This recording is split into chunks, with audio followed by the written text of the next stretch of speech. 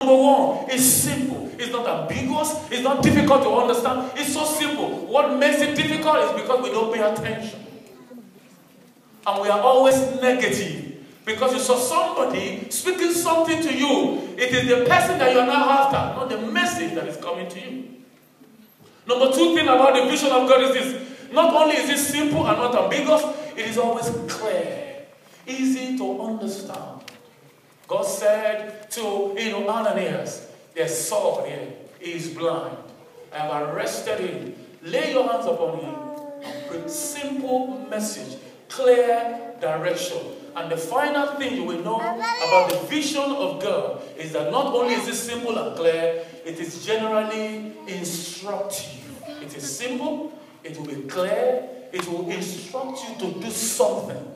Any vision that is not simple and clear and will not lead you to do something is not of God. It is instructive, that is, it will lead you, the bearer of the vision, to take a specific action about God's purpose and plan for your life, or God's purpose and plan for other people around you. Beloved, I say this to the glory of God. God has been showing me great and mighty vision of 2013. And I've been praying. Some of them has to do with individual families in this church. And I have shared with them and I've told them that this is where God is leading them. I will no longer be responsible if they believe or they don't believe. They are now responsible to believe and to say, Lord, we see that you are going to bless us and increase us. I believe. And when you say that, God will now reply to you like he replied to Jeremiah. Because you have seen and you have believed, I will hasten to perform my word in your life. Amen. The gulf between us and our breakthrough is that one thing I've just told you. Ability to receive and see the vision of God and believe what God is saying to you. The vision must be clear. It must be simple. And the most important thing, it must instruct you to do something. Let's go back to Jeremiah chapter 1, verses 11 to 19. Moreover, the word of the Lord came to me, saying, Jeremiah, what do you see? And I said, I see a rod of an almond tree.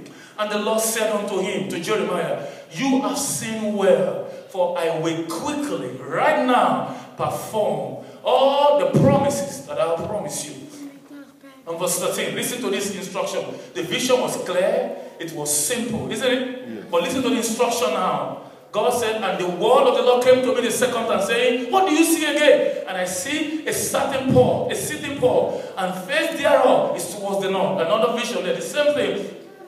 Then the Lord said unto me, out of the north, and evil shall break forth upon all the inhabitants of the land. Can you see the instruction there? And listen to the further instruction. For lo, I will call all the families of the kingdom of the north, saith the Lord, and they shall come and they shall set everyone his throne at the entry of the gate of Jerusalem, and against all the walls thereof around about, and against all the cities of Judah. And I will utter my judgment against them, touching all their wickedness, who have forsaken me, and have burn incense unto other gods, and worship the works of their own hand. Did you see that?